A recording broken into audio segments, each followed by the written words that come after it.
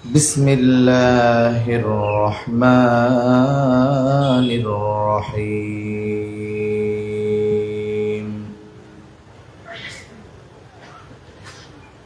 إن الله يأمركم أن تؤدوا الأمانات إلى أهلها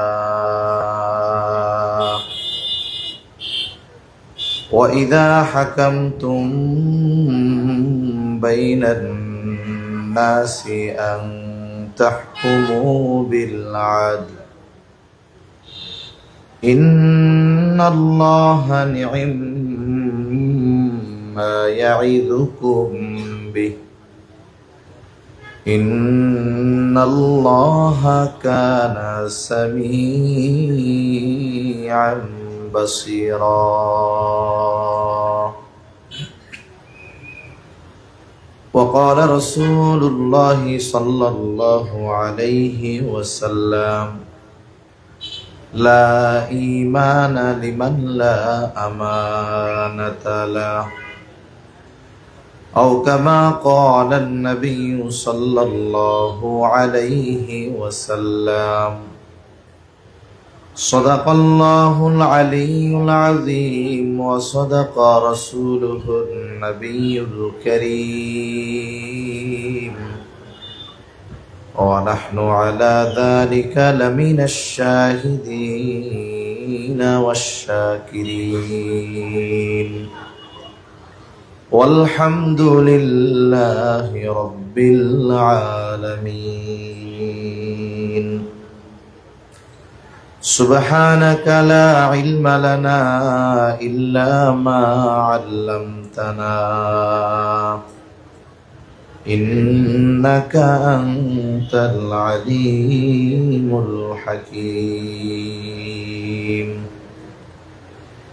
اللهم صل على محمد وعلى آل محمد كما صليت على إبراهيم وعلى آل إبراهيم إنك حميد مجيد اللهم بارك على محمد وعلى آل محمد كما باركت على إبراهيم وعلى آل إبراهيم إنك حميد مجيد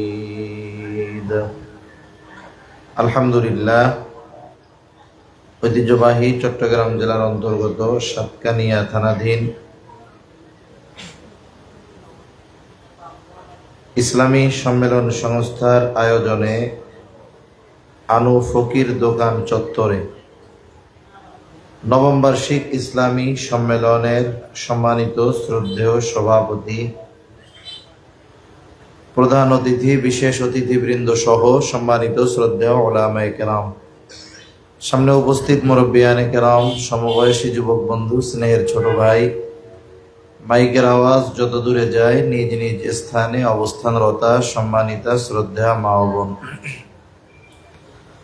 আল্লাহ তাআলার দরবারে অগণিত শুকর যে মহান মালিক হায়াতে বরকত দিয়ে সুস্থ রেখে প্রতিকূল আবহাওয়ার মধ্যেও কিছু দ্বীনি কথা মুযাকারা করার সুযোগ আমাদের দান করেছেন। যে মহান মনিব আমাদের এই সুযোগ দান করেছেন সে মহান মনিবকে খুশি করার জন্য মহব্বতের সাথে কালিমাতুশ শুকর পাঠ করি আলহামদুলিল্লাহ।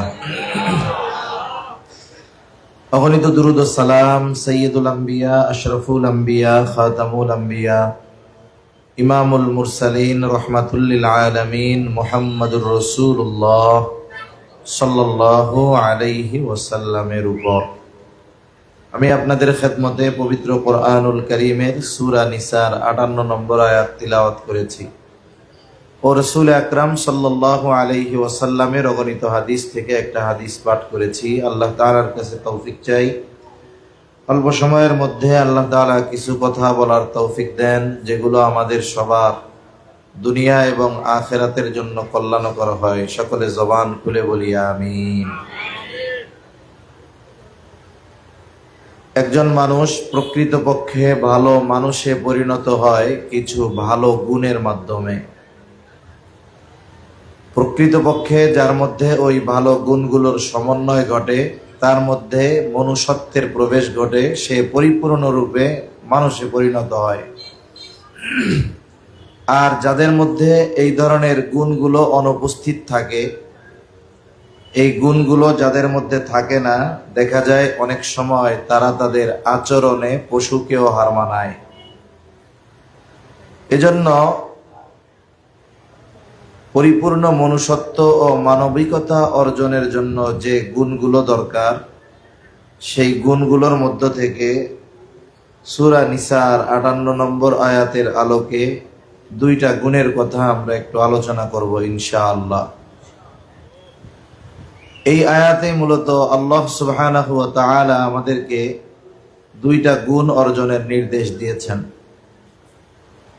যদিও এই আয়াতটা নাজিল হওয়ার যেই কারণ, রাসূলুল্লাহ সাল্লাল্লাহু আলাইহি ওয়াসাল্লাম যখন মক্কায় ছিলেন, মক্কার মানুষের মধ্যে দুইটা দায়িত্ব ছিল, খুব সম্মানের দায়িত্ব। একটা হলো হাজীদেরকে পানি পান করানো, আর একটা হলো বাইতুল্লাহর চাবি রক্ষণাবেক্ষণের দায়িত্ব। ওই সময় মক্কায় বাইতুল্লাহর চাবি রক্ষণাবেক্ষণের দায়িত্ব ছিল ওসমান ইবনে তালহার হাতে। তিনি প্রতি সোম বৃহস্পতিবার বাইতুল্লাহর দরজা খুলে দিতেন, আর মানুষেরা ভেতরে গিয়ে ওই সময়ে যে যার যার পদ্ধতিতে ইবাদত করত। যদি কারো ব্যক্তিগতভাবে ভেতরে যাইতে ইচ্ছা হতো, ওসমান ইবনে তালহার কাছ থেকে চাবি নিয়ে এরপরে ভেতরে যাইতেন। মক্কায় মুসলমানদের অবস্থা কেমন ছিল এটা কম বেশি আমরা সবাই জানি। মুসলমানদের উপরে জুলুমের মাত্রা এত বেশি ছিল যে তারা তাদের জন্মভূমি, পবিত্র ওই ভূমি ছেড়ে হিজরত করতে বাধ্য হয়েছিল। তা নবীজি সাল্লাল্লাহু আলাইহি ওয়াসাল্লাম হিজরতের কিছুদিন পূর্বে ওসমান ইবনে তালহার কাছে গিয়ে বাইতুল্লাহর চাবি চাইলেন। ওসমান ইবনে তালহা নবীজি সাল্লাল্লাহু আলাইহি ওয়াসাল্লামকে বাইতুল্লাহর চাবি দিলেন না, কটু কথা বললেন। নবীজি সাল্লাল্লাহু আলাইহি ওয়াসাল্লাম তখন বললেন, ওসমান, আজকে আমি চাবি চাইলাম, তুমি আমার কাছে চাবি দিলা না। অচিরেই এমন এক সময় আসবে যেই দিন এই চাবি আমার হাতে থাকবে, আর এই চাবি বহনের দায়িত্ব সেই দিন আমি যাকে খুশি তাকে দিব। প্রথম বিষয় হলো, ওই সময় মুসলমানদের অবস্থা এই রকম ছিল যে বাইতুল্লাহর চাবি মুহাম্মাদুর রাসূলুল্লাহ সাল্লাল্লাহু আলাইহি ওয়াসাল্লামের হাতে যাবে নিকট সময়ের মধ্যে, এটা মোটামুটি তারা অসম্ভব মনে করত। ওসমান ইবনে তালহা নবীজির এই কথার জবাবে বললেন, যদি কোনোদিন এমনটা হয় যে বাইতুল্লাহর চাবি তোমার হাতে, তাইলে সেই দিন আর কুরাইশ বংশের মান সম্মান বলে কিছু বাকি থাকবে না। নবীজি বললেন, ওসমান, যেই দিন এই চাবি আমার হাতে আসবে সেই দিন কুরাইশদের সম্মান আরো বেড়ে যাবে। ওসমান ইবনে তালহা পরবর্তীতে ঈমান আনছেন। তা উনি বলেন যে মুহাম্মদ সাল্লাল্লাহু আলাইহি ওয়াসাল্লাম যখন এই কথা বলছে, ওই সময়ে পারিপার্শ্বিক অবস্থায় মনে হচ্ছিল না যে এই বিষয়টা সম্ভব, কিন্তু চাবি একদিন আমার হাতে আসবে, এই কথা যিনি বলেছেন তিনি গোটা হায়াতে একটা অপ্রয়োজনীয় কথাও বলেন নাই। মিথ্যা কথা তো বহুদূর, একটা অপ্রয়োজনীয় কথাও তিনি কোনোদিন বলেন নাই। মক্কা বিজয় হলো, আল্লাহ রাসূল সাল্লাল্লাহু আলাইহি ওয়াসাল্লাম ওসমান ইবনে তালহার হাত থেকে চাবিটা নিয়ে নিলেন। বাইতুল্লাহর চত্বরে বসে রাসূল সাল্লাল্লাহু আলাইহি ওয়াসাল্লাম বাইতুল্লাহর মধ্যে ঢুকে মূর্তিগুলো ভাঙার পরে বাইতুল্লাহর চত্বরে বসে পরামর্শ করতেছেন এই চাবি কার হাতে দেওয়া যায়। হযরত আব্বাস রাদিয়াল্লাহু তাআলা আনহু বললেন, ইয়া রাসূলুল্লাহ সাল্লাল্লাহু আলাইহি ওয়াসাল্লাম, যেহেতু পানি পান করানোর দায়িত্ব আমাদের, এখন থেকে চাবি বহনের দায়িত্ব কুরাইশ বংশের হাতে দিয়ে দেন, আমাদের কাছে থাক। আল্লাহ তাআলার পক্ষ থেকে ফয়সালা ছিল যে এই চাবি বহনের দায়িত্ব এটা পুনরায় ওসমান ইবনে তালহার হাতেই ফিরিয়ে দেওয়া হবে। আল্লাহ তাআলা এই আয়াত নাজিল করে এই আয়াতের মধ্যে মূলত দায়িত্বকে আমানত বলে আল্লাহ তাআলা অভিহিত করেছেন। আল্লাহ তাআলা বলেন, ইন্নাল্লাহা ইয়া'মুরুকুম আন তু'আদ্দুল আমানাতি ইলা আহলিহা ওয়া ইযা হাকামতুম বাইনান নাসি আন তাহকুমু বিল আদল। আল্লাহ তাআলা বলেন, ইন্নাল্লাহা ইয়া'মুরুকুম, নিশ্চয়ই আল্লাহ তোমাদেরকে আদেশ দিচ্ছেন, আন তু'আদ্দুল আমানাতি ইলা আহলিহা, যে আমানত তার হকদারের কাছে ফিরিয়ে দাও।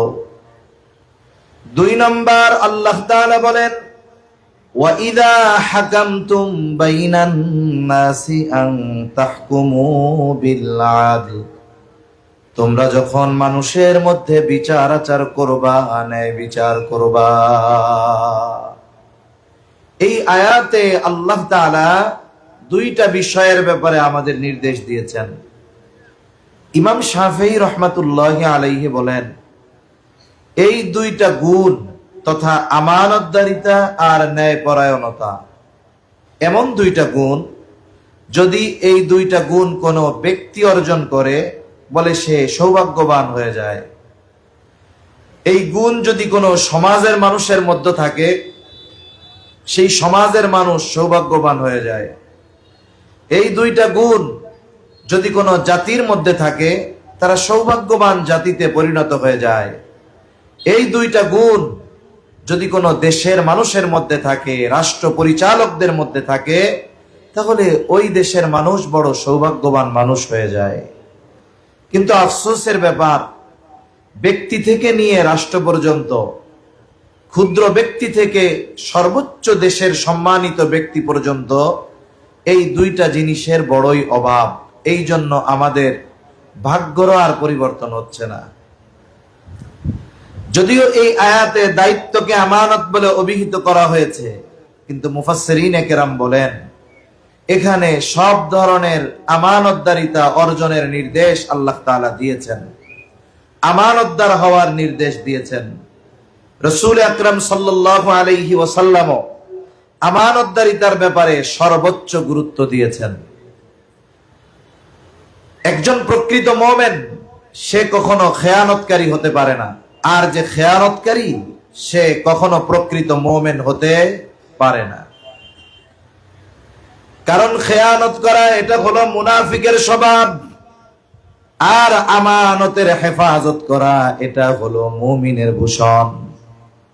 রাসূলুল্লাহ সাল্লাল্লাহু আলাইহি ওয়াসাল্লাম মুনাফিকের যে আলামত গুলার কথা বর্ণনা করেছেন, আলামত গুলার মধ্যে অন্যতম একটি আলামত হলো ইদা তুমিনা খানা। মুনাফিকের অন্যতম আলামত, মুনাফিক আমানতের খেয়ানত করে। আর মুমিন সে জীবন দিয়ে হলেও আমানতের হেফাজত করে। এই জন্য রাসূলুল্লাহ সাল্লাল্লাহু আলাইহি ওয়াসাল্লাম আমানতদারিতাকে ঈমানের সাথে সম্পৃক্ত করেছেন। কিছু গুণ আছে যেগুলো অর্জন করলে ব্যক্তির ব্যক্তিত্ব শুধু বাড়ে, কিন্তু আমানতদারিতা এমন এক গুণ, এটা অর্জন করলে শুধু ব্যক্তিত্ব আর সম্মান বাড়ে এমনটা নয়, বরং আমানতদারিতা অর্জনের মাধ্যমে একজন ব্যক্তি পরিপূর্ণ ঈমানদার হতে পারে।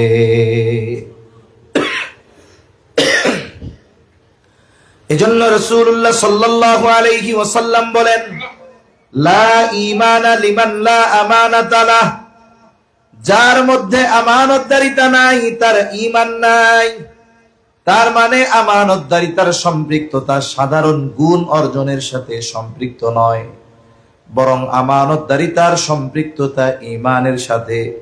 এই জন্য প্রত্যেকটা ঈমানদারকে পরিপূর্ণ আমানতদার হওয়ার দরকার আছে না নাই? আমাদের প্রত্যেককে পরিপূর্ণ আমানতদার হওয়া দরকার। কোন কোন ক্ষেত্রে আমানতদারিতা অর্জন করতে হবে? অনেকগুলো বিষয় আছে, কয়েকটা বিষয় আমরা একটু মুযাকারা করি। এক নম্বরে আমানতদারিতা অর্জন হবে লেনদেনের মধ্যে, লেনদেন আদান প্রদানের মধ্যে আমানতদারিতা অর্জন করতে হবে। যদি কারো কোনো আমানত আমার আপনার কাছে গচ্ছিত থাকে, রক্ষিত থাকে, যদি হকদার সেটা ভুলেও যায়, অথবা হকদার যদি মরেও যায়, হকদার যদি ভুলে যায়, তাহলে নিজ দায়িত্বে হকদারের কাছে তার এই হক আমানতের বস্তু পৌঁছায়া দিতে হবে। যদি হকদার মারা যায়, তার যে ওয়ারিশরা আছে তাদের কাছে এগুলো পৌঁছিয়ে দিতে হবে। এক কথায় আমার আপনার জীবনটাকে এমন ভাবে গঠন করা দরকার, আমি দুনিয়া থেকে যাবার পর কেউ যেন এই কথা না বলতে পারে যে ওই লোকটার কাছে আমার এই জিনিস পাওনা আছে। আমলে যদি কোনো কিছু একটু কম হয়, আল্লাহ যদি চায় সেটা আল্লাহ মাফ করে দিতে পারে, কিন্তু আমানতের বস্তু হোক আর সাধারণভাবে মানুষের হক হোক, এইরকম কোন কিছু যদি দুনিয়ায় কেউ আমার আপনার কাছে পাওনা থাকে, তাহলে কিয়ামতের দিন ধরা পড়ে যাওয়া লাগতে পারে। এজন্য বিশেষ করে কোন মানুষ যেন আমার আপনার কাছে কোনো কিছু পাওনা না থাকে। আর আমানতদারিতার ব্যাপারে তো সর্বোচ্চ সচেষ্ট হতে হবে। আমানতের বস্তু যদি আমার আপনার কাছে কারোটা থাকে, যথাযথভাবে হেফাজত পূর্বক ওই হকদারের কাছে পৌঁছিয়ে দেওয়াটাই আমার আপনার দায়িত্ব। লেনদেন সম্পৃক্ত বিষয়ে বেশি লম্বা করব না। তাহলে এক নাম্বার, আমরা আমানতদারিতা অর্জন করব লেনদেনের মধ্যে। দুই নাম্বার বলে কথাও কিন্তু আমানত হয়। রাসূলুল্লাহ সাল্লাল্লাহু আলাইহি ওয়াসাল্লাম বলেন, ইদা হাদ্দাসার রাজুলু সুম্মা ইলতাফাতা ফাহিয়া আমানাতুন। নবীজি সাল্লাল্লাহু আলাইহি ওয়াসাল্লাম বলেন, যখন কোনো ব্যক্তি কথা বলে আর এদিকে সেদিকে তাকায়, ফাহিয়া আমানাতুন, ওই কথাটা যার কাছে এদিক সেদিক তাকায় বলে, ওই কথাটা তার কাছে আমানত হয়ে যায়। কিন্তু আমাদের খাসলাত পরিপূর্ণ এর ব্যতিক্রম। কোন ব্যক্তি যদি আমার আপনার কাছে তার কোন গোপন কথা বলবার পর যদি বলে, হুজুর আপনার কাছে কথাটা বললাম, আপনি আর কাউরে কইেন না। কারণ দুনিয়ার মানুষের অনেক ব্যক্তিগত কথা থাকে, যেই কথাগুলো সমাজের মানুষ যদি জানতে পারে সে লজ্জিত হবে, সমাজের মানুষের সামনে মুখ দেখাতে পারবে না। আবার ওই কথাগুলো বুকের মধ্যে চাপায় রাখা তার জন্য কষ্টকর হয়ে যায়।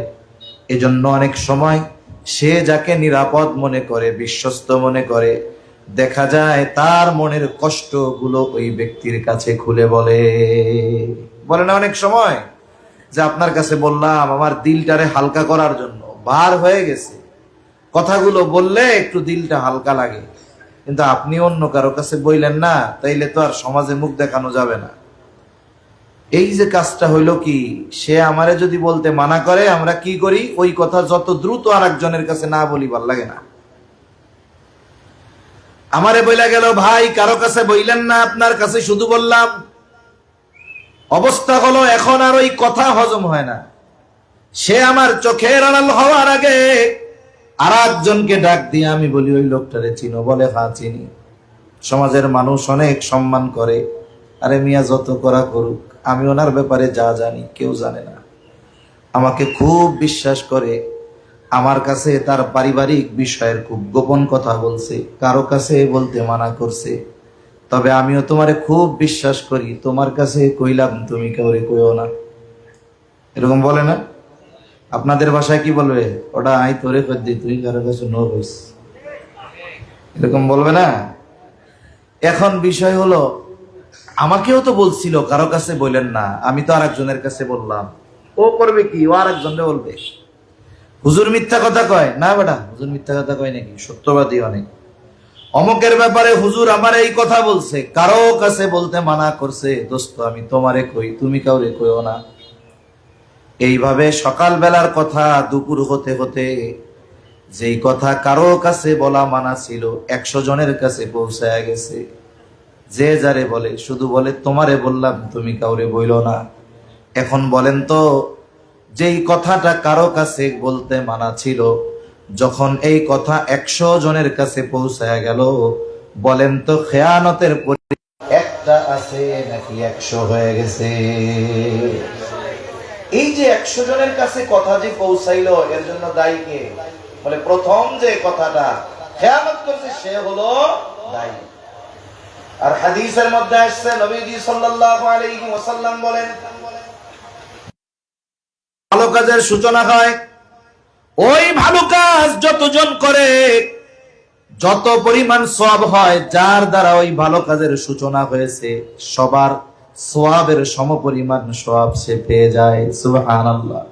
কিন্তু যারা পরে করছে তাদের সওয়াব কমে না। অনুরূপ ভাবে যখন কারো দ্বারা কোনো মন্দ কাজের সূচনা হয়, ওই মন্দ কাজ যতজন করে সকলের সমপরিমাণ গুনাহ প্রথম যে মন্দ কাজ করেছে তার আমল নামায় যোগ হয়ে যায়।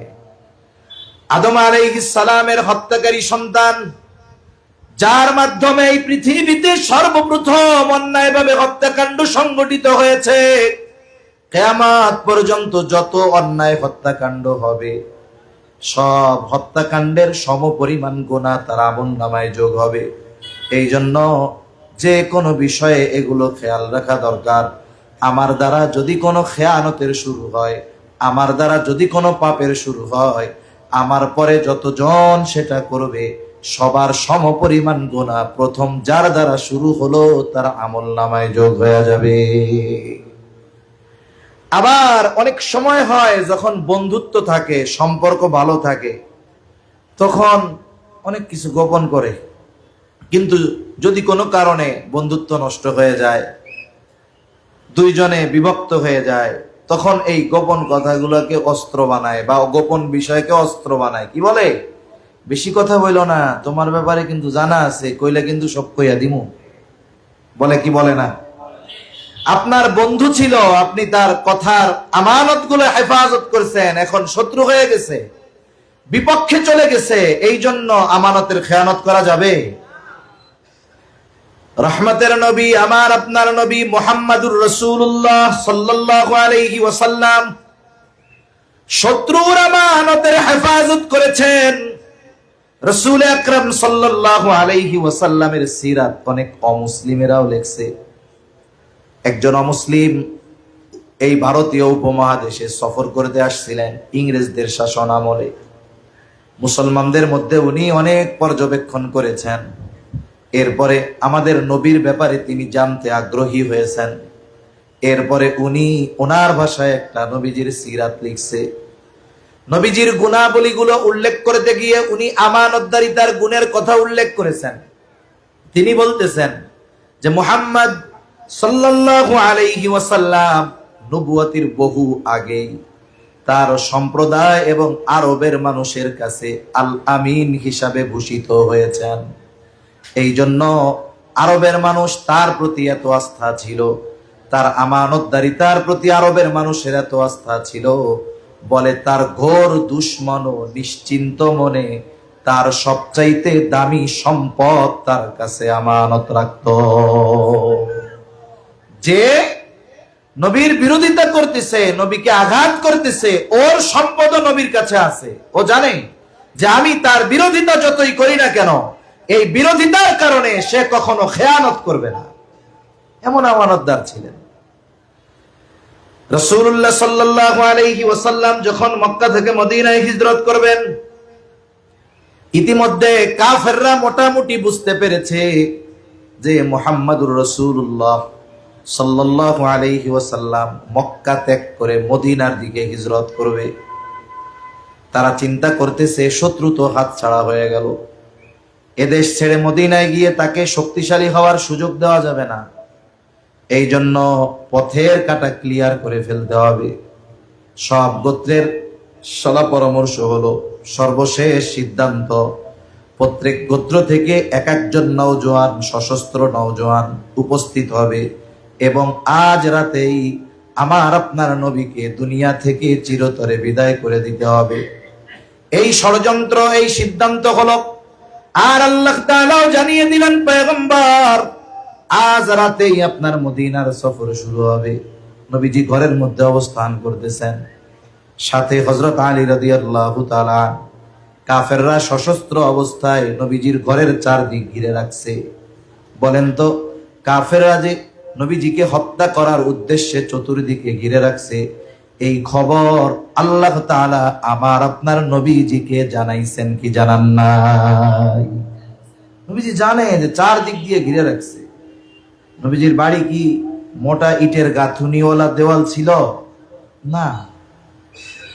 এরপরেও নবীজি ওই জায়গায় হযরত আলী রাদিয়াল্লাহু তাআলা আনহুকে নিজের বিছানায় রেখে গেছেন কেন? কারণ নবীজি যখন সফর শুরু করবে তখনও নবীজির কাছে কাফেরদের রাখা কিছু আমানত ছিল। কাদের আমানত? বলে যারা হত্যা করার জন্য চারদিকে তরবারি নিয়ে অপেক্ষা করতেছে, তাদের আমানত। নবীজি আলী রাদিয়াল্লাহু তাআলা আনহুকে সবার আমানতের সামগ্রী ফিরিয়ে দেওয়ার দায়িত্ব দিলেন।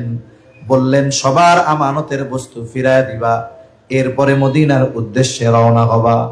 একটু চিন্তা করে দেখেন, যেই নবীকে মারার জন্য চতুর্দিকে সশস্ত্র অবস্থায় তারা অবস্থান করেছে, নবীজি ওই মানুষগুলোর আমানতের বস্তু ফিরিয়ে দেওয়ার ব্যবস্থা না করে সফর শুরু করেন নাই। আমরা সেই নবীর উম্মত, আমাদের আমানতদারিতার অবস্থা খুবই করুণ, খুবই খারাপ আমাদের আমানতদারিতার অবস্থা। এজন্য শত্রু যদি হয় তার আমানতের হেফাজত করতে হবে। 3 নাম্বার দায়িত্ব আমানত। যেই দায়িত্বকে কেন্দ্র করে এই আয়াত আল্লাহ তাআলা নাজিল করেছেন, দায়িত্ব আমানত। এখন তো এমন এক জামানা, মানুষ দায়িত্ব নেওয়ার জন্য প্রতিযোগিতা করে। অনেকে টাকা দিয়ে দায়িত্ব কিনে নেয়, আবার অনেকে দায়িত্ব নেওয়ার জন্য তার প্রতিপক্ষ, সে যাকে এই দায়িত্ব পাওয়ার ক্ষেত্রে বাধা মনে করে, তাকে দুনিয়া থেকে বিদায় করে দেয়। আছে না নাই? কিন্তু এমন এক জামানা ছিল, মানুষকে জোর করে দায়িত্ব দেওয়া যায় নাই, বরং এমনও ঘটনা আছে দায়িত্ব দেওয়া হতে পারে এই কথা শুনে এলাকা ছেড়ে পালায়া চলে গেছে। দায়িত্ব দেওয়া হতে পারে, সংবাদ পাইছে রাষ্ট্রীয় এই দায়িত্ব আমারে দিতে পারে, পেরেশান, ঘুম হয় না, চিন্তা করছে যদি আগামীকাল দায়িত্ব দিয়ে দেয়, এই ভয়ে সূর্য ওঠার আগে, সকাল হওয়ার আগে, ফজরের আগে গাঠি গুঠি নিয়ে এলাকা ছেড়ে পালায় চলে গেছে। দায়িত্ব নিতে চায় নাই। আমাদের কলিজার টুকরা ইমাম আজম আবু হানিফা রাহমাতুল্লাহি আলাইহি, চিনেন তো নাকি? চিনেননি? মাথা জাগেন কে? মুখ দিয়া কোন চিনেন? অনেকজন চিনে না, এই জন্য সমালোচনার মাধ্যম বানায় ওনারে। ইমাম আবু হানিফা রাহমাতুল্লাহি আলাইহি, খলিফা মনসুর ইমাম আবু হানিফার সাথে দেখা। খলিফা মনসুর ইমাম আবু হানিফার কাছে প্রস্তাব দেয়, ইমাম, প্রধান বিচারকের পদ শূন্য, আপনাকে প্রধান বিচারক হিসাবে নিয়োগ দেওয়া হলো। আব্বাসীয় খেলাফতের প্রধান বিচারক সবার সামনে প্রস্তাব দিয়েছে বাজারের মধ্যে। ইমাম আবু হানিফা রাহমাতুল্লাহি আলাইহি সাথে সাথে খলিফার এই প্রস্তাব ফিরিয়ে দিয়ে বলেন, না, এই দায়িত্ব আমার দ্বারা নেওয়া সম্ভব নয়। খলিফা প্রস্তাব দিয়েছে, মুখের উপরে প্রস্তাব ফিরাইয়া দিছে, অথচ এই ধরনের পদ পাওয়ার জন্য কত চেষ্টা প্রচেষ্টা মানুষের থাকে। স্বাভাবিকভাবে মানুষ যখন কোনো দায়িত্বে থাকে তখন তার মেজাজ একরকম থাকে, যখন পুলিশ ইউনিফর্ম গায়ে দেয় মেজাজ একরকম, খুললে থাকে আর একরকম। সবার সামনে প্রস্তাব ফিরাইয়া দিছে, খলিফার আত্মমর্যাদায় আঘাত লাগছে। এত বড় প্রস্তাব দিলাম আমি, ফিরাইয়া দিল। হাতের মধ্যে চাবুক, চাবুক দিয়ে ইমাম আবু হানিফার গায়ে একটা বাড়ি মেরে দিয়েছে। খলিফা মনসুর রাজপ্রাসাদে ফিরে যায়। মনসুরের চাচা বলে, মনসুর, কাজটা তুমি ভালো করো নাই, তুমি তার কাছে ক্ষমা চাও। চাবুক দিয়া যখন বাড়ি মারছে তখন তো মেজাজ গরম, কিন্তু এখন তো মেজাজ ঠান্ডা। মেজাজ গরম, চাবুক দিয়ে বাড়ি মারতে লজ্জা লাগে নাই, মেজাজ ঠান্ডা হওয়ার কারণে মাফ চাইতে লজ্জা লাগতেছে। সমাজে অনেক সময় হয় না, অনেক মানুষ তুচ্ছ কারণে রাগান্বিত হয়ে অনেক বড় অপরাধ ঘটায় ফেলে। অনেক সময় হয় স্বামী স্ত্রীর দ্বন্দ্ব লাগছে, তুচ্ছ কারণে রাগারাগি হইতে হইতে এটা 14 গোষ্ঠী তালাক পর্যন্ত গড়ায়, ঠিক কিনা বলেন? শয়তানের এই মিশন যখন শেষ, রাগারাগির মিশন শেষ, এইবার মোহাব্বতের খাজানা নিয়ে হাজির। একটু আগে দুইজনরে দেখতে পারে না, এখন এমন মোহাব্বত ঢাইলা দেয় দুইজনের অন্তরে যে এখন দুইজনরে ছাড়া বাঁচবে না। এবার চলে যায় মুফতি সাহেবের কাছে, কি হয়েছে? বলে কাজ তো সারা, এই কাম তো করে ফেলছি। কেন করছো? হুজুর রাগ হইয়া করছি। হুজুর, তাহলে এটা কি খুশি হইয়া এই অপরাধ বা এই অন্যায় কেউ করে নাকি? এজন্য রাগ অবস্থায় সিদ্ধান্ত নিতে হয় না। রাসূল সাল্লাল্লাহু আলাইহি ওয়াসাল্লাম রাগ হইলে অবস্থা পরিবর্তনের কথা বলছেন। দাঁড়ানো থাকলে বৈশা পড়বে। রাগ বেশি হইছে, ওযু করে নামাজে দাঁড়ায়া যাবে। রাগান্বিত অবস্থায় কোনো সিদ্ধান্ত নিতে হয় না, সিদ্ধান্ত নিতে হয় খুব ঠান্ডা মাথায়। কেন? রাগান্বিত অবস্থার সিদ্ধান্ত অধিকাংশ সময় দেখা যায় পরবর্তী হায়াত পস্তানোর কারণ হয়, ঠিক কিনা বলেন? আর আমাদের অভ্যাস কি জানেন? অহেতুক কাজে আমাদের রাগ ওঠে বেশি, দ্বীনের ব্যাপারে রাগ ওঠে না, ঠিক কিনা? নেতার বিরুদ্ধে কথা গেলে রাগ হয়, মেজাজ গরম, রক্ত গরম হয়। ইসলামের বিরুদ্ধে, কোরআনের বিরুদ্ধে, নবীর বিরুদ্ধে বললে রাগ ওঠে না। ওই রাগ উঠায় শয়তান। আর দ্বীনের কারণে রাগ ওঠে, এটা ঈমানের কারণে, ঠিক কিনা বলেন? এজন্য দুনিয়াবী বিষয় বিশেষ করে রাগান্বিত অবস্থায় কোনো সিদ্ধান্ত নেওয়া যাবে না। এটা পরবর্তী সময় পস্তানোর কারণ হতে পারে। খলিফা মনসুর মাফ চাইতে যাবে, লজ্জা লাগতেছে।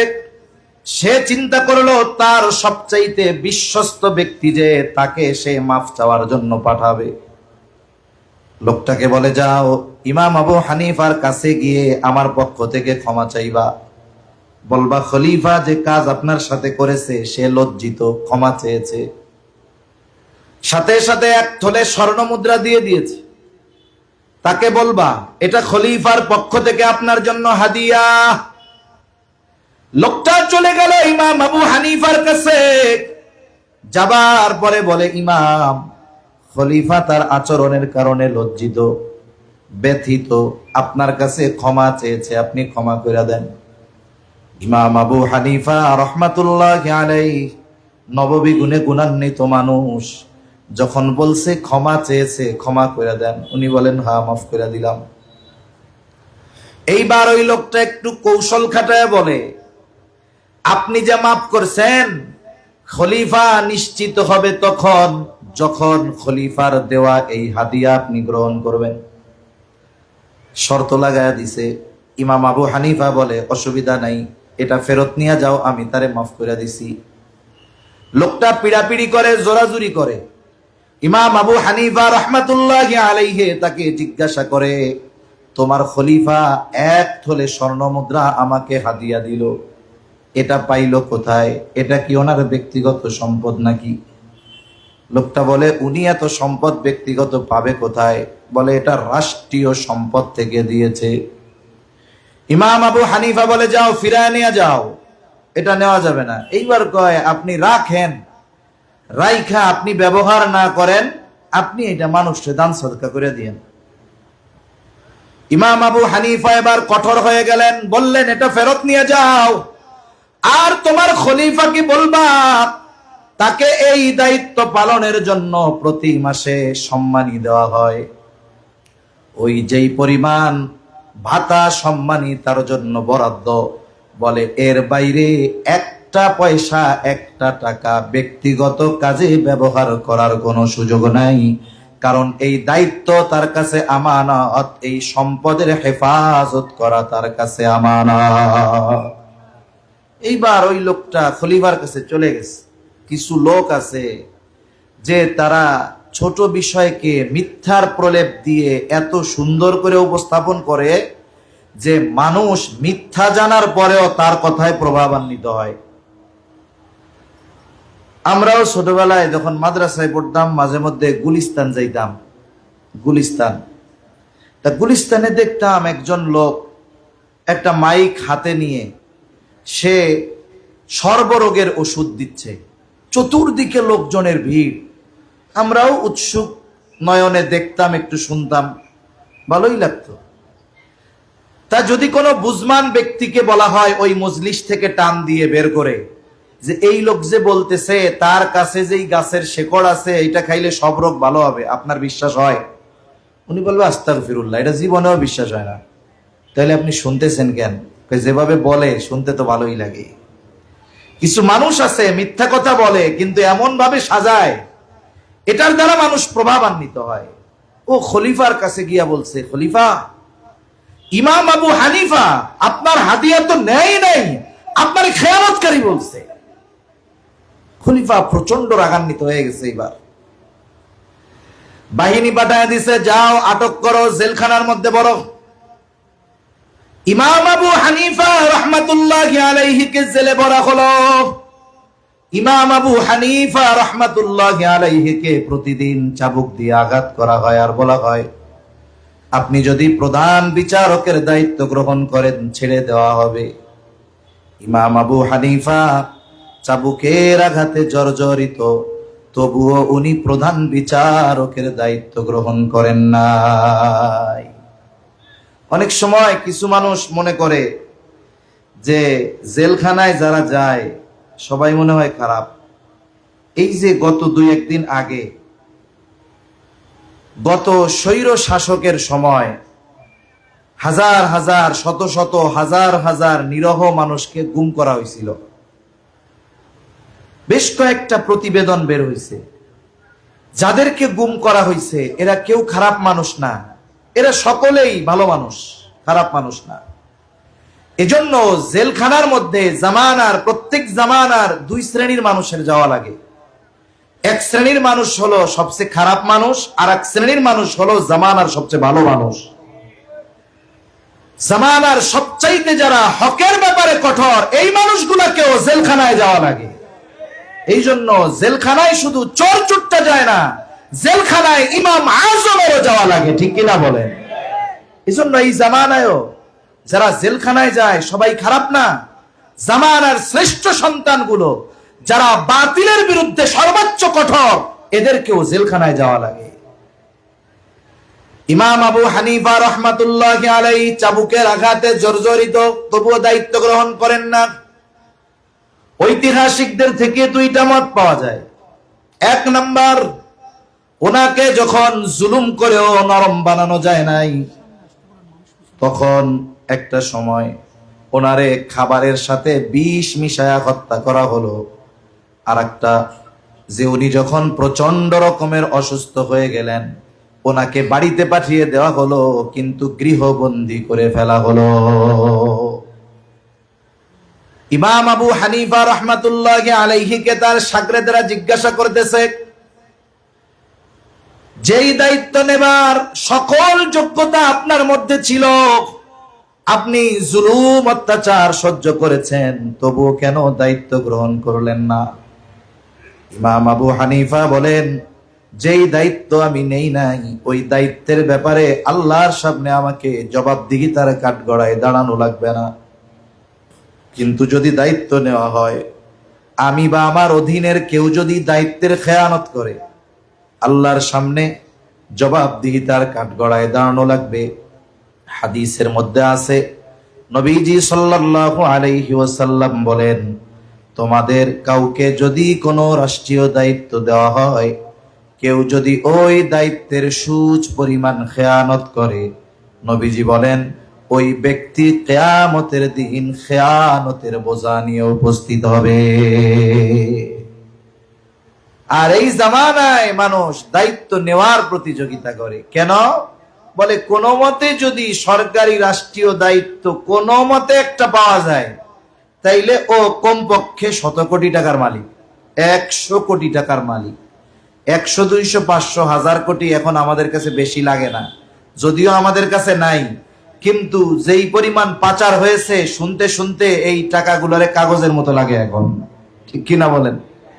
পাতি নেতাও 1000 কোটি টাকার মালিক হয়ে যায়, মেম্বারও হাজার হাজার কোটি টাকার মালিক হয়ে যায়। করোনার মধ্যে ইংল্যান্ডের প্রধানমন্ত্রী বারিস জনসন নাকি নাম এটার, এ বলতেছে খবরে দেখলাম যে সে প্রধানমন্ত্রীর দায়িত্ব ছেড়ে দিবে। কেন? কারণ হিসেবে সে বলতেছে আমাকে যে অনারিয়াম দেওয়া হয় প্রধানমন্ত্রীর দায়িত্ব পালন করার কারণে, এটা দিয়ে আমার ফ্যামিলি চলে না। আবার এই দায়িত্বের চাপে আমি আমার ব্যবসা বাণিজ্য ভালো মতো খোঁজ খবর নিতে পারতেছি না, আমার এখন সংসার চলে না, দায়িত্ব ছেড়ে দিব। তা আমি ওই সময় কথাটা ভাবছি যে তোর কপাল পোড়া, তুই কেন ওই দেশে জন্ম নিলি? তুই যদি কোনো মতে বাংলাদেশে আসতে পারতি অথবা কোনো মতে মেম্বার টেম্বার হইতে পারতি, তুইও হয়তো ইংল্যান্ডে 250 বাড়ি কিনতে পারতি। বাংলাদেশের একজন কিনছে না, 250-র উপরে বাড়ি কিনছে ইংল্যান্ডে। তা কোনো মতে এই দেশে এসে মেম্বার হইতে পারলে তুমি ইংল্যান্ডে গিয়ে বাড়ি কিনতে পারতা, বেগম পাড়ায় বাড়ি কিনতে পারতা। তাহলে চিন্তা করে দেখেন যে মানুষ দায়িত্বকে কত বড় গনিমত মনে করে। আবার অনেকে মনে করে যে মানুষের সেবা করার জন্য দায়িত্বই দরকার, দায়িত্ব না হইলে মনে হয় মানব সেবা করা যায় না। কিছু সেবা তো দায়িত্ব না পাইলেও করা যায়।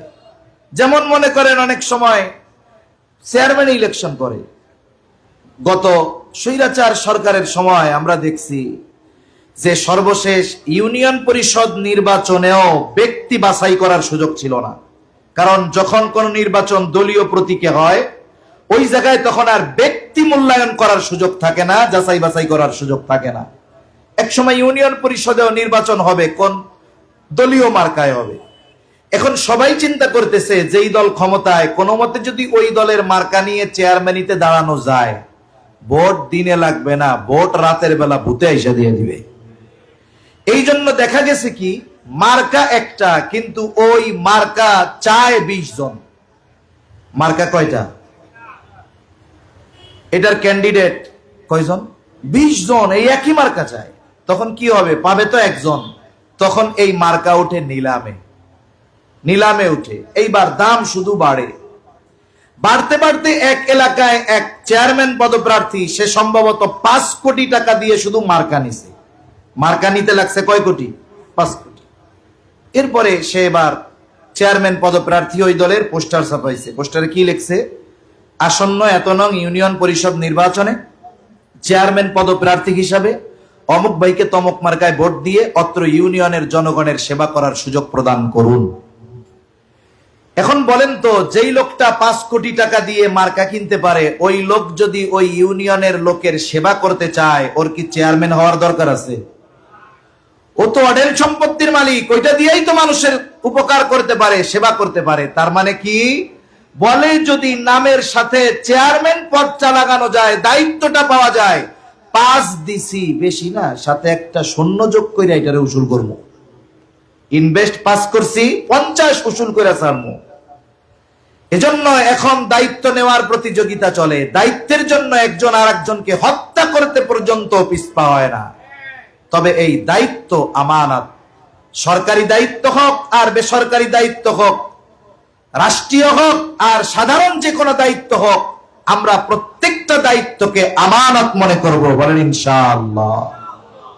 রেজাউল করিম আবরার ভাই আসতেছে, তো জায়গার দরকার হবে। অনেক ভাই আইসা দাঁড়ায় আছে। যদি আপনাদের সামনে ফাঁকা জায়গা থাকে, একটু কষ্ট করে যদি আগায় আগায় বসেন, তাহলে পিছনের কিছু দাঁড়ানো ভাই বসতে পারবে, আরো কিছু ভাই তাইলে এসে আলোচনা শুনতে পারবে। একটু মেহরবানি করে কথা না বলে যার সামনে ফাঁকা আছে একটু আগায় আগায় বসে। তাহলে দায়িত্ব আমানত।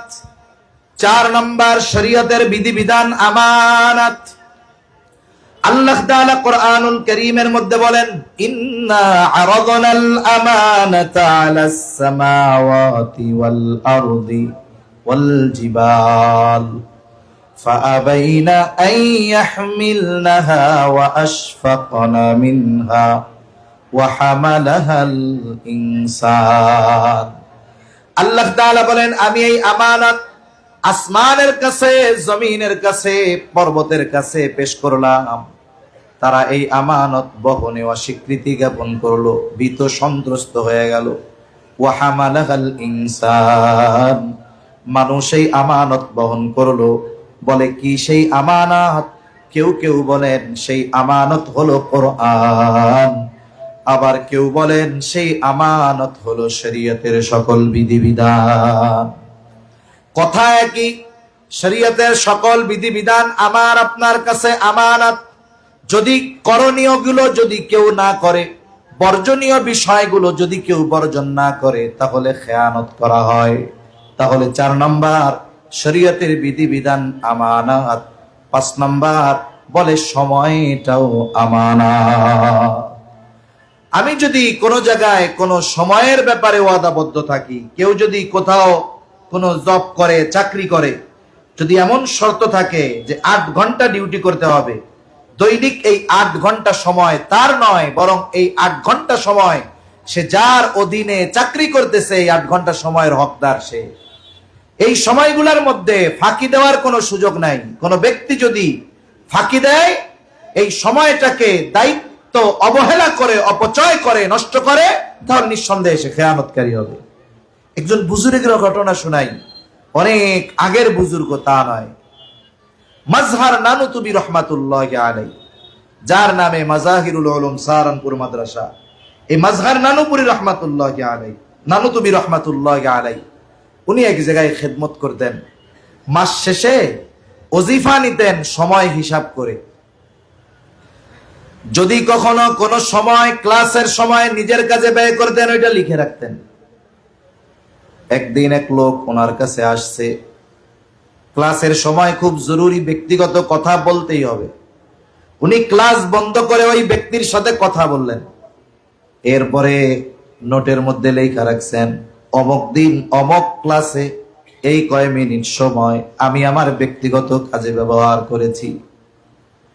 ওজিফা দেওয়া হলো অফিস থেকে, ওই সময় হিসাব করে যেই পরিমাণ অর্থ হয় ওটা উনি ফেরত দিয়ে দিলেন।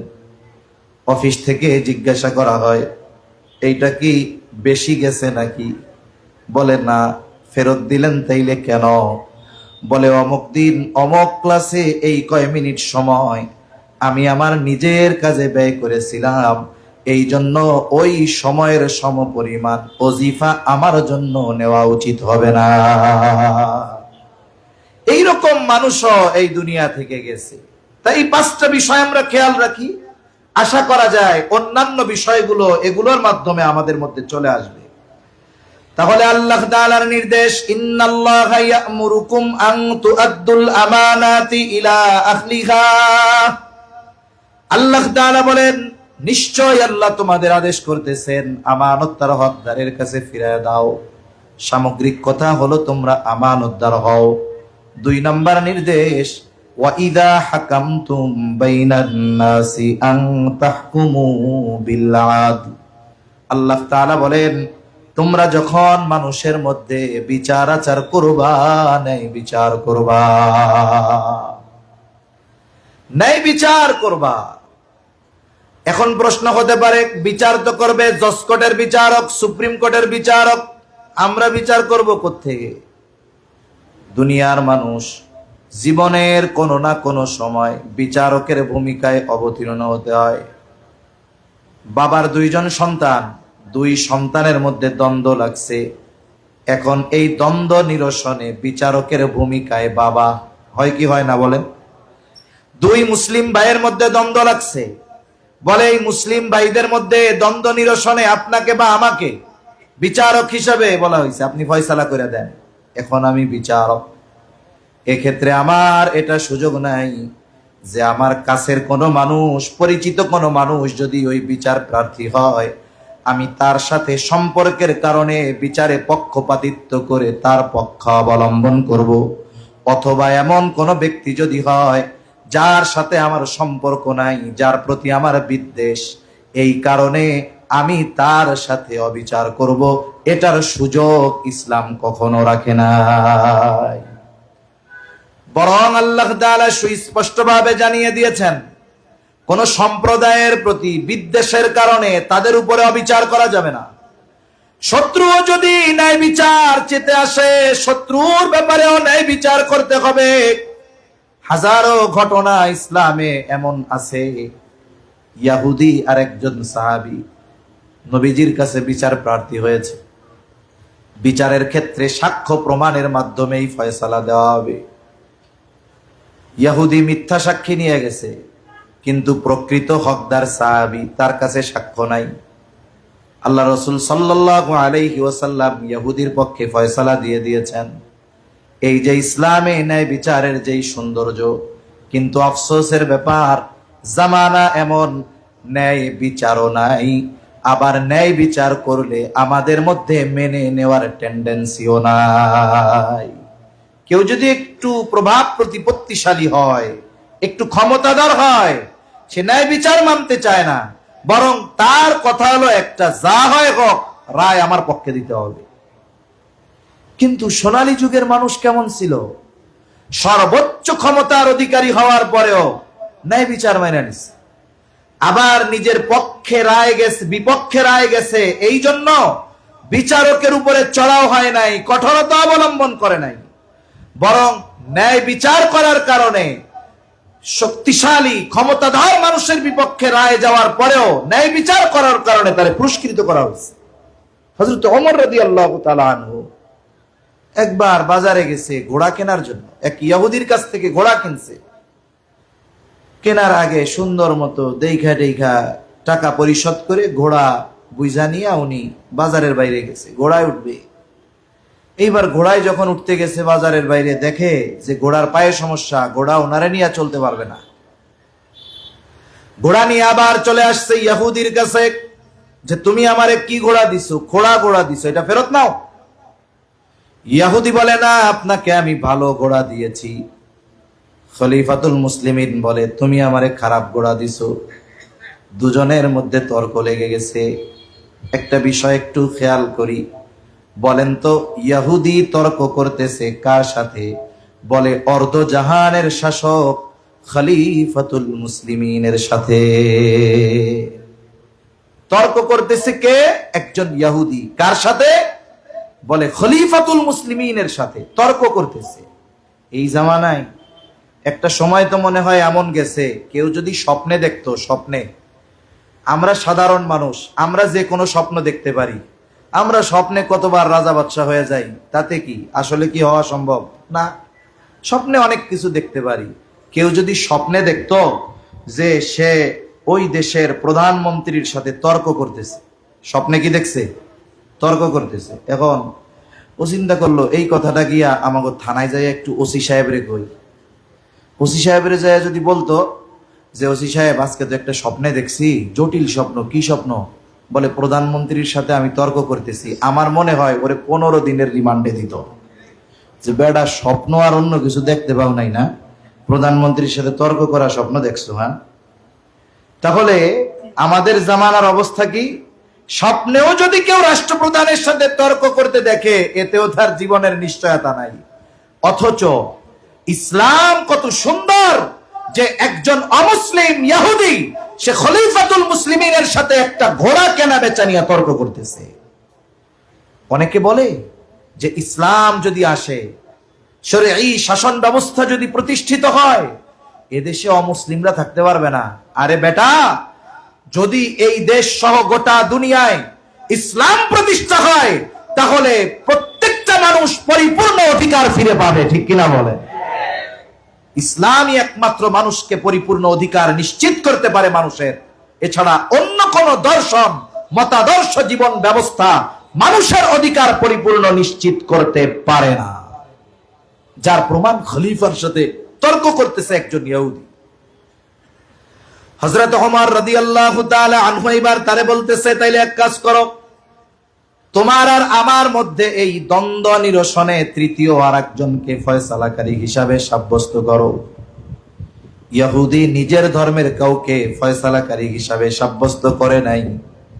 আশেপাশে তাকায় দেখে, দেখা যায় সুরাইকে। বলে খলিফাতুল মুসলিমিন, আমার আর আপনার মধ্যে এই দ্বন্দ্ব নিরসন করবে সুরাই। হযরত ওমর রাদিয়াল্লাহু তাআলা আনহু বলেন, ঠিক আছে। এইবার সুরাই বিচারকের প্রথম কাজ হলো বাদী এবং বিবাদী উভয়ের কথা সম গুরুত্ব সহকারে শোনা। নবীজি সাল্লাল্লাহু আলাইহি ওয়াসাল্লাম বলে দিয়েছেন, যিনি বিচারক হবেন বাদী বিবাদী উভয়ের কথা সম গুরুত্ব দিয়ে শুনতে হবে এবং দুইজনের এই কথার পরিপ্রেক্ষিতে পরিপূর্ণভাবে নিরপেক্ষতার সাথে ফয়সালা প্রদান করতে হবে।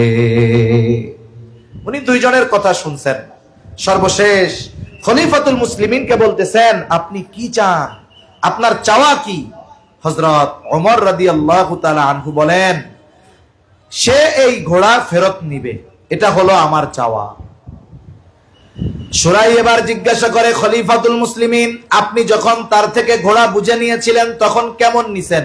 কয়, ভালোই তো নিছি, দেখে টেকে নিয়েছি, কোনো সমস্যা ছিল না। ঘোড়ার সমস্যা পরিলক্ষিত হয়েছে কখন? বলে, যখন বাজারের বাইরে গিয়া ঘোড়ায় উঠতে গেছি, তার মানে বেচা কেনার মজলিসের বাইরে গিয়া ঘোড়ার সমস্যা ধরা পড়ছে। এইবার সুরাই খলিফাতুল মুসলিমিনকে বলে, খলিফাতুল মুসলিমিন, সুরাই বলতেছে ইহুদি ঘোড়া ফেরত নিতে বাধ্য, তবে আপনি যেমনটা তার থেকে বুঝে নিয়েছেন তেমনটা তাকে ফেরত দিতে হবে। এখন বলেন তো, সুরাই যে বিচার করলো, বিচার খলিফার পক্ষে না বিপক্ষে? খলিফার বিপক্ষে রায় চলে গেছে। খলিফাতুল মুসলিমিন একটু চুপ হয়ে গেছে, একটু পরেই বলতেছে, হ্যাঁ সুরাই, এটাই ন্যায় বিচার। এবার খলিফা কি করছেন? বলে, সুরাই, তুমি আজই চলে যাও, কুফার প্রধান বিচারকের পদ শূন্য, আমি তোমাকে এই মুহূর্তে কুফার প্রধান বিচারক হিসাবে নিয়োগ দিয়ে দিলাম। আগের শাসকদের ন্যায় বিচার মেনে নেওয়ার মন মানসিকতা ছিল, এই জন্য বিচারকরা নির্দ্বিধায় নির্ভয়ে ন্যায় বিচার করত। আর এখনের জামানা, আমার দেশ পত্রিকার খবর বেশ কিছুদিন আগে, সুপ্রিম কোর্টের 5 জন বিচারকের পদোন্নতি হয়েছে অবিচার করার মাধ্যমে। বুঝেন নাই? ন্যায় বিচার করলে তিরস্কৃত হয়েছে, প্রমোশন হয় নাই, আটকায় রাখায় দেওয়া হয়েছে, জুনিয়র বানায় রাখা হয়েছে, জুনিয়ররা সিনিয়র হয়েছে, লজ্জায় অবসর নিয়ে চলে গেছে। আর 5 জন বিচারকের পদোন্নতি হওয়ার মাধ্যম কি? বলে, অবিচার করার মাধ্যমে। সরকারের টার্গেটের লোকগুলাকে কঠিন শাস্তি দেওয়ার মাধ্যমে তারা নজরে গেছে, আর ওই জালেম তাদেরকে জুলুমের কারণে পদোন্নতি দিয়ে দিচ্ছে। তাইলে যেই দেশে অবিচার করে প্রমোশন পাওয়া যায়, সেই দেশে তো মানুষ ন্যায় বিচার না, অবিচারের প্রতিযোগিতাই করবে, এটাই স্বাভাবিক। এজন্য এই সময়ের মানুষের ন্যায় বিচার মেনে নেওয়ার মতো ইচ্ছা ছিল, যে বিচার আমার বিপক্ষে রায় যায়, যাক, আমি মেনে নিব। এই ধরনের টেন্ডেন্সি সবার ছিল। কিন্তু আফসোস, আমাদের মধ্যে একটু ক্ষমতাধর হলে ন্যায় বিচার মেনে নিতে চায় না, বরং কোন বিচারক যদি এমন কোন রায় দিতে চায় যেটা তার বিপক্ষে যাবে, বলে ওকে টুকা মেরে বাংলাদেশ থেকে আমেরিকায় পাঠায়া দেয়। দেয় না এরকম? এসকে সিনহারে পাঠায়া দিছে না? এসকে সিনহা কি মুসলমান নাকি? একসময় তো নিজের লোকই মনে করতো। যখন এসকে সিনহা একটু উল্টাপাল্টা করতে গেছে, চিন্তা করছে, হায় রে, এই আইন যদি ও কইরা ফেলে, রায় যদি দিয়া দেয়, তাইলে তো বিচার বিভাগের উপরে আমাদের যেই প্রভাব, এটা তো আর থাকবে না। এর আগেই ওরে পাস করে দিস, জীবন নিয়ে পালানো লাগছে ওর আমেরিকায়। এই হলো অবস্থা আমাদের সমাজের বিচার ব্যবস্থার। এখন এই বিচার ব্যবস্থার যদি উন্নতি ঘটাতে হয়, ন্যায় বিচার যদি প্রতিষ্ঠা করতে হয়, ইসলাম দরকার। ইসলাম ছাড়া দুনিয়ার কোন মতাদর্শ ন্যায় বিচার প্রতিষ্ঠা করতে পারবে? আমানতদারিতার ন্যায় বিচার থাকবে না, আর শান্তি আসবে, এটা আকাশ কুসুম কল্পনার মতো।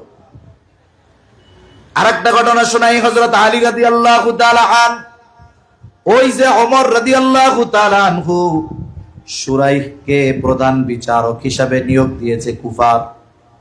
একটা সময় ইসলামের রাজধানী কুফায় স্থানান্তরিত হলো। হযরত আলী রাদিয়াল্লাহু তাআলা আনহু খলিফাতুল মুসলিমিন, ওনার লৌহ বর্ম হারায় গেছে। একদিন খলিফাতুল মুসলিমিন বাজারে আসলেন, আইসা দেখে ওনার লৌহ বর্ম একজন ইহুদি সুন্দর মতো পরিষ্কার টরিষ্কার কইরা বাজারে বিক্রয়ের জন্য উঠাইছে। হযরত আলী রাদিয়াল্লাহু তাআলা আনহু গিয়া তাকে ধরছে, এই এটা আমার লৌহ বর্ম, কয়েকদিন আগে হারায় গেছে, তুমি পাইছো কই এটা কও। ইহুদি বলে, এটা আমার, আপনার না, মাল তো ইহুদির হাতে। আলী রাদিয়াল্লাহু তাআলা আনহু দাবি করতেছে এটা আমার। এই বিষয়টা নিয়ে দুইজন চলে গেল বিচারকের কাছে। কোন বিচারক? বলে ওই যে হযরত ওমর রাদিয়াল্লাহু তাআলা আনহু নিয়োগ দিয়ে গেছে শুরাই। খলিফাকে দেখা বলে, খলিফাতুল মুসলিমিন কি ব্যাপার? বলে এই কারণে আসছি, এই যে আমার লৌহ বর্ম কিছুদিন আগে হারায় গেছে, এটা এখন ইহুদি আজকে বাজারে উঠাইছে বেচার জন্য, এটা আমার। ইহুদি কয় আমার। হযরত আলী রাদিয়াল্লাহু তাআলা আনহুকে বলা হলো, খলিফাতুল মুসলিমিন, এই লৌহ বর্ম যে আপনার, এই ব্যাপারে আপনার পক্ষে কোনো সাক্ষী আছে নাকি? হযরত আলী রাদিয়াল্লাহু তাআলা আনহু নিজের ছেলে আর গোলামকে নিয়ে আসছে, এরা আমার সাক্ষী। শুরাইহ বলতেছে, খলিফাতুল মুসলিমিন, পিতার ব্যাপারে পুত্রের সাক্ষ্য গ্রহণ করা হবে না। এখন বাকি থাকলো একজন, কমপক্ষে সাক্ষী লাগবে দুইজন পুরুষ, তাহলে গোলামের সাক্ষ্য গ্রহণযোগ্য হবে না। এখন আপনার আর কোনো সাক্ষী আছে নাকি? বলে নাই। এখন বলেন তো, শুরাইহ যে রায় দিল, এই রায় আলী রাদিয়াল্লাহু তাআলা আনহুর পক্ষে না বিপক্ষে? বিপক্ষে। রায় পেয়ে গেছে, ইহুদি তার পক্ষে, লৌহ বর্ম নিয়ে হাঁটা দিছে বাড়ির দিকে। এরপরে দুইজনের মধ্যে অন্য বিষয়ের কথাবার্তা চলতেছে। এইগুলা না, জয় মিয়া শুরাই, আমি হইলাম খলিফাতুল মুসলিমিন, নবীজির চাচাতো ভাই জামাতা, হ্যাঁ, আমার সাথে আমার ছেলে জান্নাতের যুবকদের সর্দার, এটা কি মিথ্যা কথা কইব? আমাকে কথা বিশ্বাস হয় না? তুমি রায় ইয়ার পক্ষে দিয়া দিলা? এইরকম কোন কথাবার্তা নয়, অন্য কথা হইতেছে। বিচারক বিচার দিয়েছে, রায় দিয়ে দিয়েছে, যেইটা ওটা শেষ। এরপরে ওই সাবজেক্ট নিয়ে আর কোনো কথা বলার প্রয়োজন নাই, অন্য বিষয়ে কথা হচ্ছে। ইহুদি কিছু দূর গিয়া চিন্তা করে, হায় রে, এটা যদি দুই দমক দিয়ে আমার কাছ থেকে বিচারক কাইডা রাখতো, এমনিই তো দিয়া দিতাম। কিন্তু রায় খলিফার বিপক্ষে দিয়া দিল, তার সন্তানকে তার পক্ষে সাক্ষী হিসাবে গ্রহণ করলো না। হায় রে, এই দিন না কত সুন্দর, আবার ফিরে আসছে। কি ব্যাপার? এবার ইহুদি আইসা বলে, আসলে এই লৌহবর্ম খলিফার, উনি একদিন দ্রুততার সাথে কোথাও যাচ্ছিলেন, পেছনে এটা বাধা ছিল, পড়ে গেছে, উনি খেয়াল করেন নাই। আমি এইটাকে বাড়ি নিয়ে পরিষ্কার পরিচ্ছন্ন করে ধুয়ে মুছে এটাকে বাজারে বিক্রয়ের জন্য উঠাইছি। এইবার খলিফার লৌহবর্ম খলিফাকে ফেরত দেওয়া হলো। আর ইসলামের এই ন্যায় বিচারের সুন্দর দৃষ্টান্ত দেখে ইহুদি কালিমা পড়ে মুসলমান হয়ে যায়। সর্বশেষ একটা হাদিস থেকে ঘটনা শোনায় কথা শেষ করে দেই। এই যে যে ন্যায় বিচারের দৃষ্টান্ত, এগুলো শিখিয়েছেন মুহাম্মাদুর রাসূলুল্লাহ সাল্লাল্লাহু আলাইহি ওয়াসাল্লাম। রাসূল আকরাম সাল্লাল্লাহু আলাইহি ওয়াসাল্লামের দরবারে এক মহিলা চুরি করছে, শাস্তি হিসাবে তার হাত কাটা হবে। নবীজি সাল্লাল্লাহু আলাইহি ওয়াসাল্লাম হুজরার ভিতরে মহিলা, মাখজুম গোত্রের মহিলা, কুরাইশ বংশের তিনটা সম্মানিত শাখা, একটা হলো হাশেমি, একটা উমাইয়া, আর একটা হলো মাখজুম। মাখজুম গোত্রের মহিলা চুরি করছে, হাত কাটা হবে। সাহাবা একরাম চিন্তা করলো, নবীর প্রতি যেমন তাদের মহব্বত, নবী বংশের প্রতিও তাদের মহব্বত। কারণ মুনাফিকদের, ইহুদিদের কিছু বদ খাসলাত ছিল, তারা ব্যক্তির অপরাধকে গোটা গোত্রের উপরে চাপায়া দিত। আমাদের অনেক জায়গায় সমাজে এখনো এই কাজটা আছে। মনে করেন আপনাদের এদিকে গোত্র বংশ আছে না? এরকম কি কি বংশ গোত্র আছে? হ্যাঁ, চৌধুরী। আপনাকে ওইটা দিয়ে কর দরকার নাই, আমাকে এলাকারটা দিয়ে কই। আমাদের এলাকায় মোল্লা আছে, মুন্সি আছে, শেখ আছে। মনে করেন মোল্লা গোষ্ঠীর একটা ছেলে চুরি করছে। চুরি করছে যে ছেলেটা, তা গোষ্ঠী হলো মোল্লা গোষ্ঠী। এখন এই যে চুরি করছে, বলেন তো এই চুরির দায় গোটা গোত্র বা গোষ্ঠীর উপর নাকি শুধু এই ব্যক্তির উপর? শুধু ব্যক্তির উপর। কিন্তু আমাদের অঞ্চলগুলাতে অনেক জায়গায় মানুষ কি করবে, পরের দিন যদি ওই যে চুরি করছে যেই গোত্রের ছেলে, ওই গোত্রের একজন ভদ্র মানুষ বাজারে আসে, দেখাই কয় ওই যে দেখ আইতাছে সুরের বংশের লোক, এরকম বলে কি বলে না? তার মানে ব্যক্তির দোষকে পুরা গোত্রের উপরে চাপায়া দেয়, এটা কখনোই সমুচিত নয়, ভালো কাজ নয়। এটা ইহুদিরা মুনাফিকরা এগুলা করত। বংশ তো কুরাইশ, গোত্রের পার্থক্য আছে ঠিক, ওরা বলবে যে দেখো কুরাইশ বংশের মহিলা এটা চোর, এই কথাটুকু সাহাবায়ে কেরামের দিলে সহ্য হবে না। কারণ তারা তো আমাদের মতো জিলাপি খাওয়া আশেকে রাসূল না, তারা হলো একনিষ্ঠ খাঁটি আশেকে রাসূল। ওনাদের একজনের রাসূলের প্রতি ইশক, একজন সাহাবীর ইশক মুহাব্বত নবীর প্রতি যদি এক পাল্লায় দেওয়া হয়, আর গোটা দুনিয়ার সব আশেকে রাসূলের মুহাব্বতকে এক পাল্লায় দেওয়া হয়, একজন সাহাবীর মুহাব্বত নবীর ব্যাপারে ভারী হবে। এমন মুহাব্বত তাদের রাসূলের প্রতি, এই কথা বলবে, এটা তো সহ্য হবে না। তাইলে নবীর কাছে একটু সুপারিশ করা যায় কিনা, শাস্তিটা একটু কমানো যায় কিনা? নবীজির কাছে খবর পৌঁছানো দরকার যে এই মহিলা কুরাইশ বংশের মহিলা। কে খবর দিতে যাবে? যায়েদ রাদিয়াল্লাহু তাআলা আনহুর ছেলে ওসামা, তাকে কয়েকজন শিখায়া দিছে, ওসামা তুমি যাও, তোমার নানার কাছে গিয়ে বলবা নানা যেই মহিলার হাত কাটা হবে সেই মহিলা কুরাইশ বংশের মহিলা। নবীজির কাছে গিয়ে ছোট ওসামা নবীজির কাছে গিয়ে বলে নানা যেই মহিলা চুরি করেছে, যার হাত কাটা হবে সে কুরাইশ বংশের মহিলা। নবীজি বুঝতে পারছে এই ছোট বাচ্চা নিজের থেকে এই কথা বলে নাই, অবশ্যই এই কথা তাকে কেউ শিখায়া দিয়েছে। নবীজি সাল্লাল্লাহু আলাইহি ওয়াসাল্লাম হুজরা থেকে বের হলেন। নবীজি বলতেছেন তোমরা কি আমাকে এমন বিষয়ের জন্য সুপারিশ করতেছ যেই বিষয়ের শাস্তি কার্যকর করার নির্দেশ দিয়েছেন আল্লাহ? আল্লাহর চূড়ান্ত ফয়সালা, এই শাস্তি কার্যকর করতে হবে, এটা আল্লাহর নির্দেশ। এমন বিষয়ের ব্যাপারে ফয়সালা করতেছ? নবীজি বলেন শুনে নাও, তোমাদের পূর্বে এই কারণে অনেক সম্প্রদায়কে আল্লাহ ধ্বংস করে দিয়েছেন। কোন কারণে? বলে তাদের মধ্যে যখন কোনো শরীফ বা সম্ভ্রান্ত ব্যক্তি চুরির অপরাধে আটক হতো, মানুষেরা তাকে ছেড়া দিত, বলতো লোকটা শরীফ মানুষ, লোকটা সম্ভ্রান্ত বংশের মানুষ, চুরির কারণে এর শাস্তি দেওয়া যাবে না। আবার একই অপরাধে যখন কোনো দুর্বলকে আটক করা হতো, বলে তার উপরে শাস্তি কার্যকর করা হতো। এই যে অবিচার, ন্যায় বিচারহীনতা, নবীজি বলেন এই কারণে তোমাদের পূর্বে বহু সম্প্রদায়কে ধ্বংস করে দেওয়া হয়েছে। নবীজি বলেন আল্লাহর শপথ, যদি মুহাম্মাদের কন্যা ফাতেমাও চুরি করতো, লাকাতাতু ইয়াদাহা, আমি অবশ্যই তার হাতটাও কেটে দিতাম।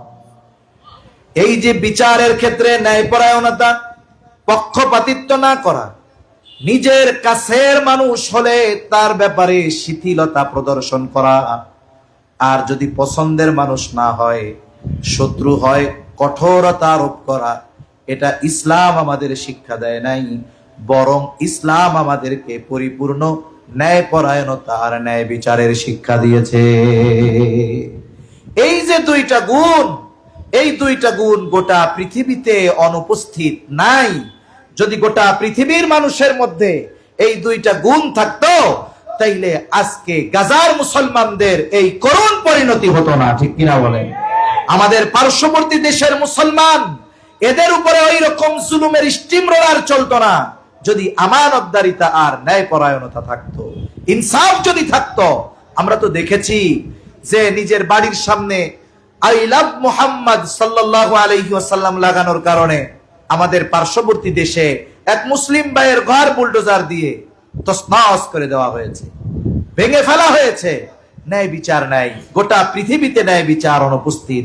আর ইসলাম ছাড়া ন্যায় বিচার এটা কোশ্চিন কালেও সম্ভব নয়। এখন কথা হলো পরিবর্তন কেমনে হবে? এটা তো বৃহৎ পরিবর্তনের দরকার। মনে রাখতে হবে একজন ব্যক্তি থেকে নিয়েই জাতি গঠন হয়। পরিবর্তনের প্রথম ধাপ হবে আমার নিজের থেকে। আমি পরিপূর্ণ আমানতদার হব, আমি পরিপূর্ণ ন্যায়পরায়ণ হব, আমি পরিবর্তন হব। আমার পরিবারের মানুষদেরকে এই পরিবর্তনের মধ্যে আনবো। একটা সময় আশা করা যায় এই পরিবর্তনের ছোঁয়া গোটা দুনিয়াব্যাপী ছড়িয়ে যাবে ইনশাআল্লাহ। মনে হতে পারে অসম্ভব, এটা কিভাবে সম্ভব? বলে আমরা সম্প্রতি নিকট অতীতে এমন কিছুর বাস্তবতা দেখেছি যেটা আমরা ঘটার আগ পর্যন্ত মনে করতাম এটা অসম্ভব, ঠিক কিনা বলেন? কিন্তু এমন কিছুকেও আল্লাহ তাআলা আমাদের সামনে বাস্তবে পরিণত করে দেখিয়েছেন। এজন্য দরকার আমাদের সদিচ্ছা, আমাদের স্পৃহা, আমাদের ইস্তেকামত। যদি আমি আপনি এই ব্যাপারে দৃঢ় হই যে আমি পরিপূর্ণ আমানতদার হব, আমি ন্যায়পরায়ণ হব, তাহলে আমার আশেপাশের মানুষও আশা করা যায় এই দুই গুণে গুণান্বিত হবে ইনশাআল্লাহ। এরপরে আল্লাহ তাআলা বলেন, ইন্নাল্লাহা নি'ম্মা ইয়াইযুকুম বিহ। এই দুইটা বিষয়ের আদেশ দিয়ে আল্লাহ তাআলা নিজের ওয়াজের প্রশংসা নিজে করতেছেন। আল্লাহ তাআলা নিজের ওয়াজের প্রশংসা নিজে করে বলেন, নিশ্চয়ই আল্লাহ তোমাদের কতই না সুন্দর ওয়াজ করলে। দুনিয়াতে কেউ যদি ওয়াজ করার পরে নিজের ওয়াজ রে নিজে সুন্দর বলে, তাইলে বলবে এই হুজুর রে এইখানে কেন আনছে, ওর তো পাবনায় থাকার দরকার ছিল, ঠিক না? আল্লাহ তাআলা যে নিজের ওয়াজের প্রশংসা নিজে করতেছেন, এটা আল্লাহ তাআলার সম্মানের সাথে যায়। আল্লাহ তাআলা বলেন কতই না সুন্দর ওয়াজ আল্লাহ করলেন। এরপরে কেমন যেন আল্লাহ বলেন, বান্দা এই তাকবীর দেন, নারায়ে তাকবীর। আবরার সাহেবের আগমন, নারায়ে তাকবীর। মাশাআল্লাহ, কথা শেষ। এই দুইটা সুন্দর ওয়াজ তো আমি আল্লাহ করলাম, এটা তো আল্লাহর ওয়াজ। এখন এই ওয়াজ শোনার পরে, জানার পরে কি আলোচনা সমালোচনা করো, আমল করো কি করো না, বলেন তো আল্লাহ দেখেন কি দেখেন না? কিছু বললে শুনেন কি শোনেন না? শোনেন। আল্লাহ বলেন, ইন্নাল্লাহা কানা সামিআন বাসীরা। নিশ্চয়ই আল্লাহ তাআলা সর্বশ্রোতা সর্বদ্রষ্টা। আল্লাহ তাআলা আমাদের সকলকে পরিপূর্ণভাবে আমানতদারিতা ও ন্যায়পরায়ণতার গুণ অর্জন করার তৌফিক দান করেন। জবান খুলে বলি আমিন, আরো জোরে বলি আমিন। এই দুইটা বিষয় আমরা যদি ঐক্যবদ্ধ হই, তাহলে আমাদের দেশে প্রতিষ্ঠা করার সুযোগ ইনশাআল্লাহ সামনে আছে। এজন্য সুযোগ হারানো যাবে না। সুযোগ যদি কাজে লাগাতে ব্যর্থ হই, তাহলে সুযোগ আসতে হয়তো আবার 100 বছর পার হয়ে যেতে পারে। আল্লাহ তাআলা কথাগুলো বুঝবার তৌফিক দান করেন, আমিন। ওয়া আখিরু দাওয়ানা আনিল হামদুলিল্লাহি রাব্বিল আলামিন। আসসালামু আলাইকুম ওয়া রাহমাতুল্লাহি ওয়া বারাকাতুহু। আলহামদুলিল্লাহ, কত সার্বভৌম গুরুত্বপূর্ণ আলোচনা পেশ করেন হযরত মাওলানা ইসমাঈল বুখারী সাহেব। আমাদের মজমা ভরপুর পেটঙ্গুর। আপনাদেরকে আরো একটু কষ্ট দিচ্ছি, মেহেরবানি করে একটু করে সামনের দিকে আগে, অনেক আল্লাহর বান্দা পিছনে দাঁড়িয়ে আছে, একটু করে। সুপ্রিয় উপস্থিতি, কয়েকটা এলান শুনি। আগামীকাল 11 অক্টোবর সামিয়ারপাড়া হামিউস সুন্নাহ ইমামবাড়ি হামিউস সুন্নাহ মাদ্রাসার সবাইকে দাওয়াত দেওয়া হলো। আগামী 17 অক্টোবর রোজ জুমাবার বড় সভা সবাইকে দাওয়াত দেওয়া হচ্ছে। এ পর্যায়ে আমাদের আপনাদের সম্মুখে অত্যন্ত গুরুত্বপূর্ণ তাকরীর পেশ করবেন নবম ঐতিহাসিক ইসলামী সম্মেলনের সম্মানিত প্রধান অতিথি, এদেশের সর্বশ্রেণীর সর্ব আকীদার মানুষগুলোকে একই প্ল্যাটফর্মে আনার জন্য যিনি অক্লান্ত পরিশ্রম করেছেন, সকল ইসলামী দলের এক বাক্স করার অন্যতম রূপকার